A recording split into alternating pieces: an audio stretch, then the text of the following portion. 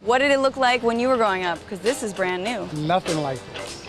This is Disneyland compared to how we grew up.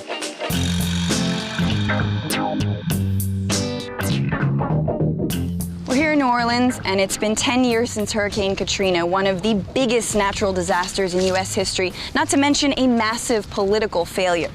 And today, some places, like here in the lower Ninth Ward, still look like this.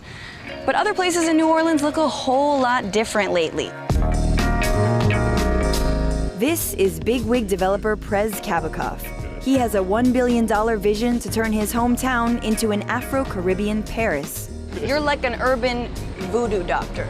You're reviving deeper than part you by think. part. Now, who are you hoping to attract to condos and places like these, downtown, new, luxury? We've got lots of people like you that are coming to town, 30,000 of them. It took many years to make people comfortable, but now this urban revitalization, not only in New Orleans, but all over the country, is becoming a movement. Now, are you actually seeing New Orleans natives moving into places like these? Absolutely.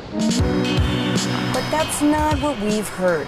We visited one of Kabakov's mixed-income properties with Kevin. Kevin grew up in housing projects here before the city tore them down after Katrina.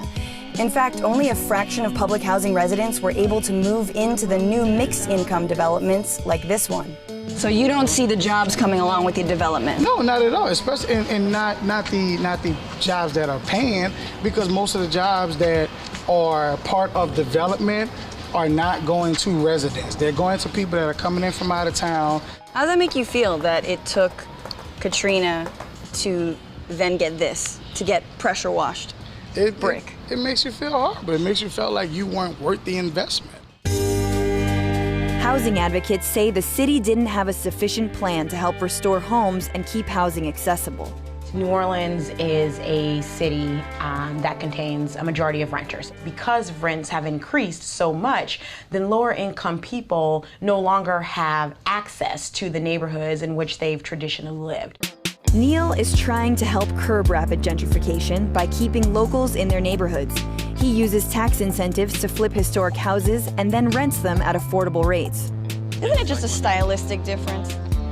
Some like more green. No, this house was about to fall down. It couldn't have made it many more months. A lot of the homes we renovate, we try to keep as rental housing because there is a rental market in New Orleans. Not everybody is going to be a homeowner, and so the niche that we try to fill is for the residents that can't afford their own home but that want to live in their neighborhood where they grew up or a historic New Orleans neighborhood. And so we cater to those folks and try to keep them in neighborhoods that are gentrifying, such as this one. But such efforts are rare. We met Ansel in Treme, the oldest black neighborhood in the country. Now you look at the makeup of the neighborhood, unfortunately gentrification is happening all over the city, and residents from this area being pushed to New Orleans East. Didn't you get a cool gourmet coffee shop that has like, you know, homemade granola bars and stuff? You know, people from the residents here weren't worried about that. People wanted to come home so they could just live their normal lifestyle. To get a real taste of gentrification, we checked out St. Roch Market, a chic foodie paradise that sticks out like a sore thumb in what used to be a predominantly poor black neighborhood. This is nice. Do they have like $3 po' boys here? There's like no black customers here. I thought there was one, but I think she's filling out a job application. Back in the lower Ninth Ward, another black neighborhood that was devastated by the storm, Burnell has used his life savings to restore the only place to buy food for miles. He's now raising money to open more services like a laundromat. I'm trying to raise $80,000.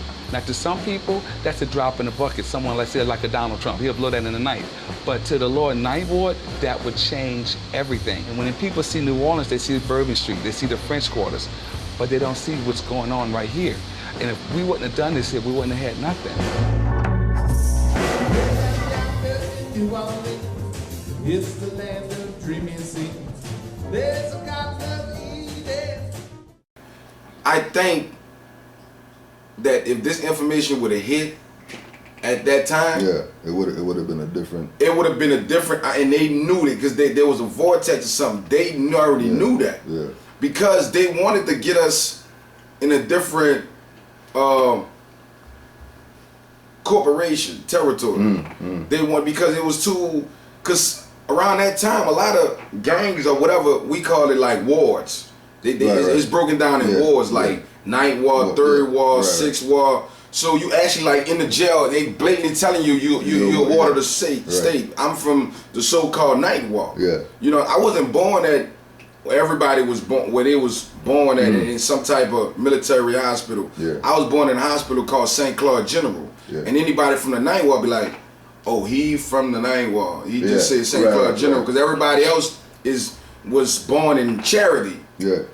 No, the project where my mama was so-called from, the hospital down the street, she walked down the street. Yeah. So, you know what I'm saying? She walked. That's like the personal hospital for that. Yeah, for that area. Yeah. You know what I'm saying? It's called the Dead Hospital, too. Yeah, for real. That's the nickname, St. Claude General. It's called the Dead Hospital because you ain't promised to make it. You ain't coming out. Because that was the experiment. They was doing experiments on us. Yeah. So that would be like if you came out of medical school or you was going to medical school. That's where they send you. That's where they send you to your registry and test. You feel me? So a lot of people didn't make it. Yeah. Babies and all. So if you was born out of the Dead Hospital, you know what I'm saying? Pretty sure you're gonna be a more that don't take crap off of anybody, especially from the so-called Ninth Ward. My mom she walked to have me. Yeah. She walked from the project to have me. Like, who does that? Yeah. Like, you know, you already like poverty struck or whatever, you know what I'm saying? You know what I'm saying? She walked to the hospital. And you know, most of the people in the city is so-called divided by shades. Yeah. So the darkest people is in the Ninth Ward. Yeah, right. That's the same stuff Sister Khalifa was talking about when she went to India. About the caste. Right. The caste system. White on top, darkest on the bottom, and the darkest living in the worst. Right. Whatever. But they're the happiest people though.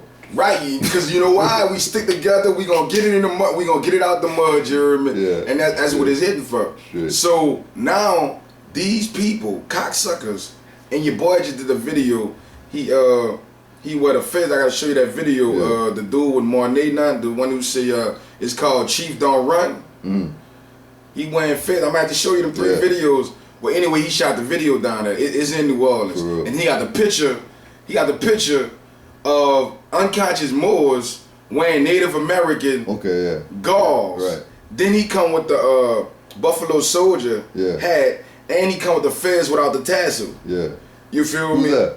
I think his name Jaheim, the one is Classy Man. Okay. Yeah. Well, before you come, you hear me? You gonna like. So you heard me. So what I'm saying is they do 7 movies a week in so-called New Orleans. They get a tax break. That's the new Hollywood. And I went to school to be a PA. That's a production assistant. Right. So it's kind of. But I was working with the directors. You know, whatever they need. You know what I'm saying? So and I'm like, I did that. I said, let me just get that. You know, while this popping on. You feel me? Driving trucks, whatever.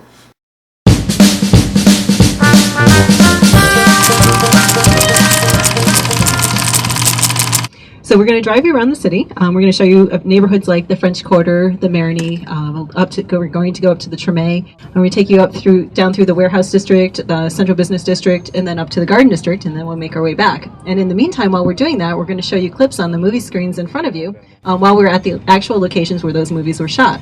And John's going to tell you all about filmmaking, and I'm going to tell you a little bit about city history as well. So you get a really nice rounded tour, and hopefully we'll show you some areas of the city that you've never seen before and maybe inspire you to get out and do some things around our city. For Michelle Ray and her husband Jonathan, movies are a way of life. The Connecticut couple, like countless filmmakers, have found their calling in New Orleans, known as the Big Easy, the Crescent City, and now Hollywood South. They recently did a survey amongst cast and crew members of movie sets, and we were voted the best place in America to film a movie.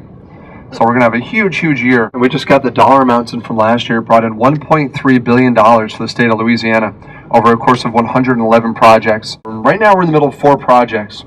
We have a movie called Now You See Me with Morgan Freeman, Woody Harrelson, Mark Ruffalo, and Jesse Eisenberg. Will Ferrell is doing his new movie with Zach Galifianakis called Dogfight. It's about these rival Southern politicians. And that movie is all set in North Carolina. And 2 TV shows, HBO's Treme. And the last thing filming is a brand new show for the USA Network called Common Law, which will be on the USA Network this summer, which I'll be appearing in every episode. So you guys are going to have to watch that. And then in just a couple weeks, we're going to start the new Quentin Tarantino movie, the new Tom Cruise movie. Stallone and Schwarzenegger are starting a movie. And then Stephanie Meyer, the lady who wrote the Twilight series, she's starting her new series down here called The Host. So we're going to have a big, big year here in New Orleans. It's a really good way for maybe even people who've never seen the city before to relate to the city. I mean, if you see something on TV that you might have a certain image in your mind of what the French Quarter or New Orleans looks like, to be able to actually see that in person kind of really helps connect people in a way that maybe is a little bit different than you might expect. So anyway, that's what they wanted to do. You know what I'm saying? To get the movie industry pumping. Yeah. It's already tourists. Right. They come there for the food. They come there for the people. They come there for our women. Yeah. You feel what I'm saying? And they come there for Mardi Gras. Yeah. Then we got Jazz Fest. Then we got the Fairgrounds. Then we got the Saints. Then we got the New Orleans do the most convention out of any so-called city on the planet. Yeah. There's a convention every week. Yeah. And the convention is big, so it's always something. Right. Because it's a tourist. It's something going on top of that. You know what I'm saying? When you go to New Orleans, there's the American side and the French side. Okay. The street. The medium we call is the neutral ground. Right. You heard me? So when I realize I'm like, oh, that's the El Moroccan side and that's the Brutish Moor side. Yeah. That's what was going on. That's why Creole people speak Creole, so it's broken French and New Orleans. Right. You know what I'm saying? And Spanish, that's what it is. Yeah. And I just found out that the ABC guys are looking for people that talk like that. Out there? No, not yet. Now they've been looking for them. Yeah. For like 3 years. Creole speaking. Right. So what I'm saying is, I'm like, they about to make a move, and they definitely gonna make the move on the Caribbean and so-called New Orleans. Right. Because they got to go in the bayou now. That's the next best. Well, yeah, because if they got to go in the bayou. See, when they go to the bayous, they guard dogs as alligators. Yeah. If you ain't from the bayou, you ain't from New Orleans, you don't know how to twerk the waters. You know what I'm saying? Because that's how I survive. Yeah. I'm used to playing in the bayou with alligators and, you know what I'm saying? And then I know the look. I know that ain't no log right there. Right. You know what I'm saying? Even in that water. You know what I'm saying? So that's what they people talking about. There's a log, jump on it and then I'm not jumping on that log. You feel me? No, I'm not jumping. I'm not you feel me? I'm not jumping.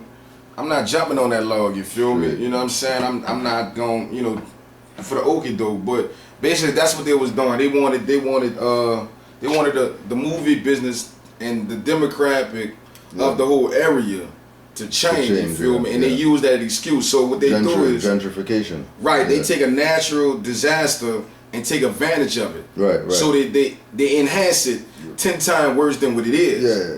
So you know what I'm saying? So this day one. That's day one. Yeah. That's day one. Gangs, killing, raping, whatever, you feel me? Day one, housing. Day two, more water coming up. This is more water. Now, we already passed 30 feet now. Yeah. Now, the houses is submerged. Yeah. I'm talking about 3-story houses. You can't see no tops. For real. You can't see nothing.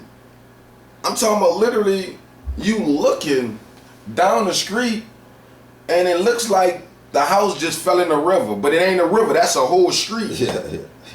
And you see dogs and stuff like just hanging. Yeah. I'm like, are you serious? Like it ain't stopped. Yeah. It didn't stop.